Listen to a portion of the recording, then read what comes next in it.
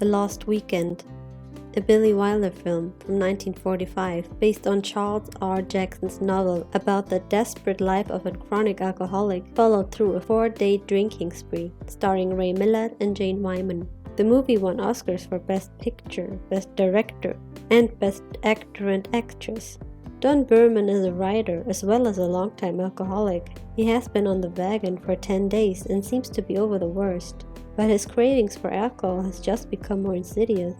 Evading a country weekend planned by his brother Vic and girlfriend Helen, he begins a 4-day bender. In flashbacks we see past events all gone wrong because of his drinking.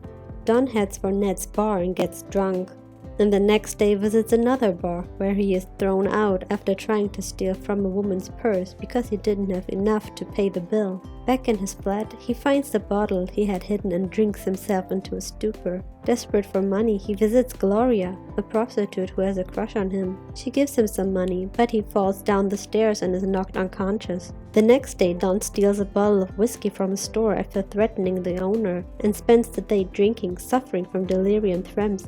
Helen finds him and takes care of him, but Don slips out and pawns her coat for a gun. After Helen finds out his plan, she races to Don's apartment and interrupts him just before he's about to shoot himself. She convinces him that Don the writer and Don the drunk are the same person. He commits to writing his new novel, The Bottle, which will recount the events of the weekend.